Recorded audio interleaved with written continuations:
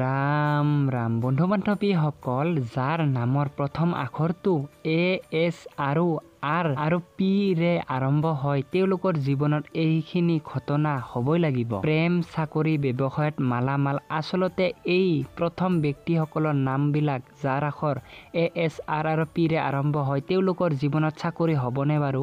তেওঁলোকে ব্যৱসায় আৰম্ভ কৰিলে ব্যৱসায়ত লাভ কৰিবনে? কি ঘটিব তেওঁলোকৰ জীৱনত? আজিৰ এই ভিডিঅ'টো চমুকৈ আপোনালোকক জনাই দিব খুজিছো। অত্যন্ত আপোনালোকে ভিডিঅ'টো শেষলৈকে চাব, আপোনালোকৰ নিজৰ ভৱিষ্যতসমূহ এই ভিডিঅ'তে গম পাব।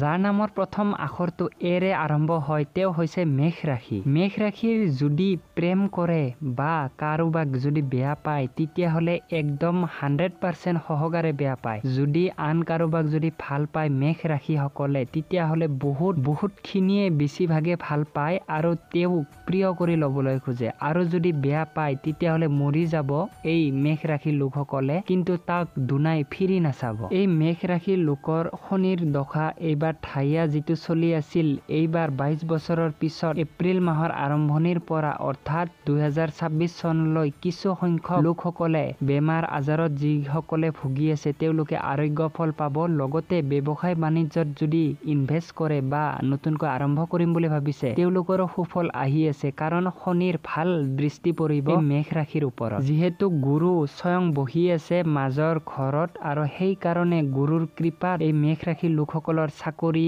ব্যৱসায় লগতে প্ৰেম, বিবাহ সকলোতে সফল পাব।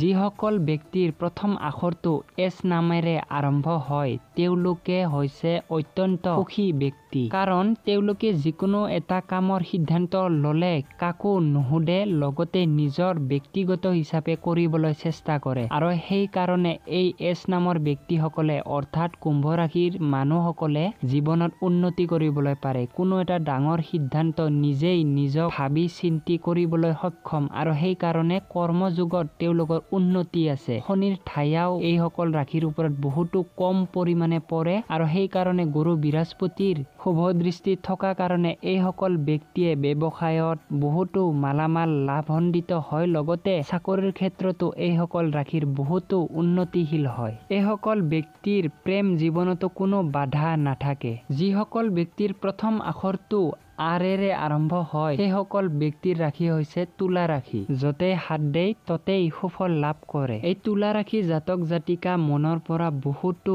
ঠাণ্ডা মগজুৰ হয়, অৰ্থাৎ তেওঁলোকে কাৰোবাক গালি নাপাৰে। লগতে অইন মানুহে যদি এইসকল ব্যক্তিক যদি গালি পাৰে, যিসকল ব্যক্তিৰ প্ৰথম আখৰটো আৰ নামেৰে আৰম্ভ হয়, সেইসকল ব্যক্তিৰ ফটককৈ খং নুঠে, আৰু যেতিয়া খং উঠিব তেতিয়া সকলোবোৰ তহিলং কৰি পেলায়। আৰু সেইকাৰণে এইসকল ব্যক্তি বহুতো নিম্নগামী স্বভাৱৰ হয়। খং উঠিলে বেয়া, আকৌ খং নুঠিলে আকৌ বহুতো পৰিমাণে ভাল। এইসকল ব্যক্তিক অইন মানুহে সহায় কৰিবলৈ আহিব নোখোজে। এইসকল ব্যক্তিয়ে নিজৰ ভৰিত নিজে থিয় দি কষ্টৰ মুখেৰে নিজৰ দিন মুকলি কৰিবলৈ সক্ষম হয়। এইসকল ব্যক্তিৰ এইবাৰ 29 মাৰ্চৰ পৰা ভাল দিন ঘূৰা আৰম্ভ কৰিছে, কাৰণ বৃহস্পতিৰ ভাল দৃষ্টি পৰিছে এইসকল ৰাশিৰ ওপৰত। যিসকল ব্যক্তিৰ প্ৰথম আখৰটো পি নামেৰে আৰম্ভ হয়, সেইসকল ৰাশি হৈছে কন্যা ৰাশি। আৰু এই কন্যা ৰাশি লোকসকল ব্যক্তিসকল হৈছে অত্যন্ত মৰমীয়াল। এইসকল ব্যক্তিয়ে ফটককৈ কোনোবাই কিবা ক'লে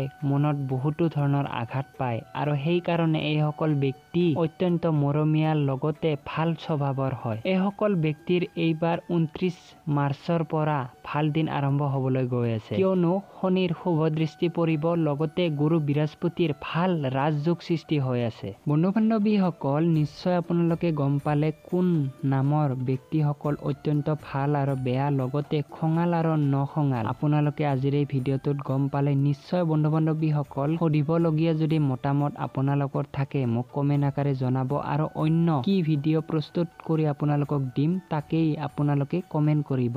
ধন্যবাদ।